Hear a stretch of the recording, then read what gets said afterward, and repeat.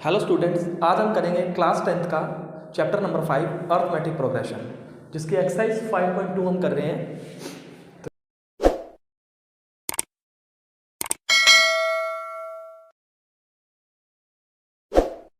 तो जिसमें हम करते हैं पहले क्वेश्चन नंबर 8।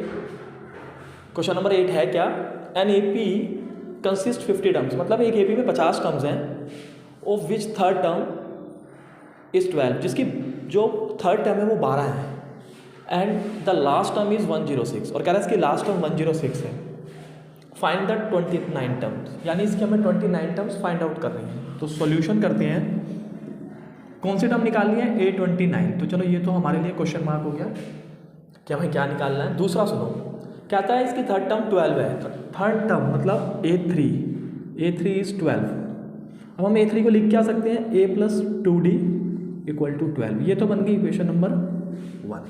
अब इसने हमें बोला है कि इसकी लास्ट टर्म 106 है, तो जब इसमें 50 टर्म्स है तो लास्ट टर्म भी कौन सी होगी? 58 टर्म, यानी इसकी 58 टर्म हमें दे रखी है 106। अब 58 टर्म हम क्या लिख सकते हैं? A + 49D = 106। इस तरीके से हमें इक्वेशन नंबर 2 भी मिल गई। अब फर्स्ट और सेकंड को एक साथ लेते हैं। फर्स्ट इक्वेशन ये रही और सेकंड इक्वेशन हमारी ये रही। अब हम इसमें एलिमिनेशन लगा देते हैं। माइनस माइनस माइनस ये कैंसिल, 49 में से 2 गया तो ये हमारा बना 47D, वो भी माइनस का, क्योंकि 49 माइनस में हो चुका है। और इधर से बचा -94। 106 में से हमने 12 माइनस कर दिया।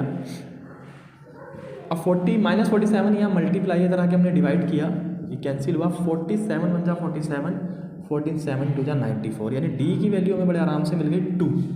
डी कितना निकल गया? 2।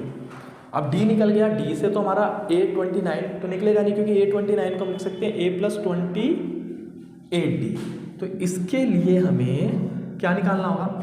इसके लिए हमें निकालनी होगी A की वैल्यू। तो हम D की वैल्यू को कहाँ पुट करते हैं? या तो इक्वेशन 1 में या इक्वेशन 2 में। Putting the value of D in equation 1, मर्जी या 2 में भी रख लो, बट इक्वेशन 1 जब छोटी है तो क्यों रिस्क ले बड़ी में रखने का, छोटी में रखते हैं। A + 2D = 12, और D की वैल्यू कितनी आई है? 2।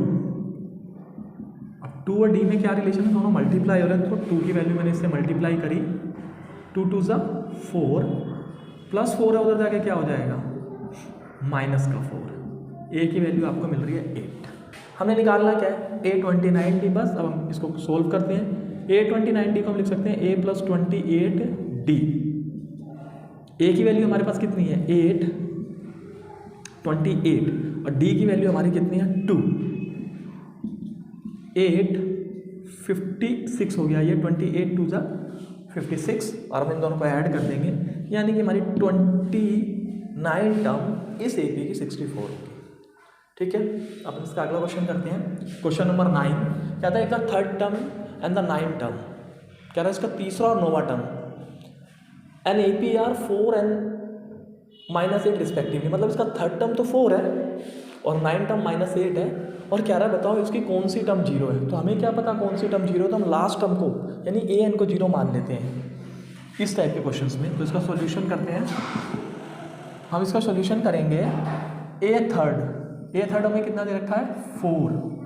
ये तो हो गई इक्वेशन 1, और A9 दे रखा है -8।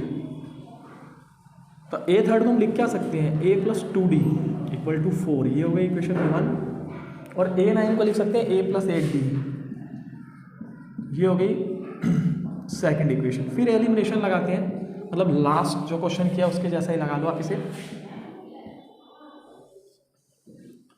एलिमिनेशन लगाने पे प्लस माइनस और माइनस प्लस, यानी कि साइन चेंज होते हैं। ये कैंसिल, 8D में 2 गया तो -6D, इन दोनों को ऐड कर देंगे क्योंकि अब ये प्लस का हो गया 12। तो D की वैल्यू आपकी आ रही है 12/-6, यानी -2 कैंसिल करने पे। लेकिन हमारे पास D की वैल्यू आई है तो हमें A की वैल्यू भी निकालना जरूरी है। तो हम क्या करेंगे? पुटिंग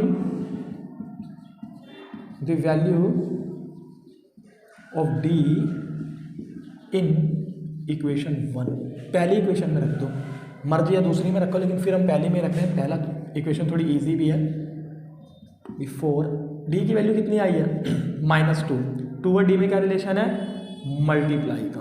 अब मल्टीप्लाई का रिलेशन है तो -2, डी की वैल्यू को यहाँ मल्टीप्लाई कर दो,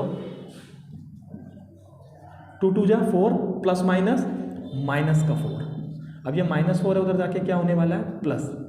तो आपकी ए की वैल्यू कितनी आ गई 8, ए की वैल्यू कितनी आ गई 8। लेकिन हमें ए और डी नहीं चाहिए, हमें चाहिए कि इसकी कौन सी टर्म 0 है।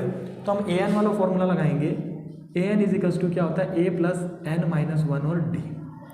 अब कौन सी टर्म 0 है, अब एक टर्म तो इसमें 0 है, लेकिन वो कौन सी है तो हम उसे लास्ट वाली टर्म मान लेते हैं, यानी ए एन की वैल्यू को हम 0 रख देते हैं। और ए की वैल्यू कितनी निकली है 8, यहाँ पे n माइनस 1, और डी की वैल्यू कितनी है हमारी -2। अब ये +8 है, इधर आके क्या होगा -n माइनस 1, ये -2 है, मल्टीप्लाई हो रहा है इधर आके डिवाइड,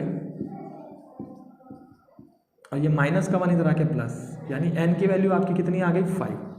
यानी इस AP की जो 5th टर्म होगी वो हमारी 0 हो जाएगी। 5th टर्म क्या हो जाएगी 0 हो जाएगी। जब इतने छोटे क्वेश्चंस आए कि 5th टर्म का आंसर है, तो आप ऐसे क्वेश्चंस को वैसे चेक भी कर लिया करो कि जब आपको पता लग गया इसकी फर्स्ट टर्म 8 है तो सेकंड टर्म कितनी होगी -2, इसमें से कम कर दो 6, फिर 4, फिर 2, और 5th टर्म कितनी आ गई 0। यानी हमें पता है।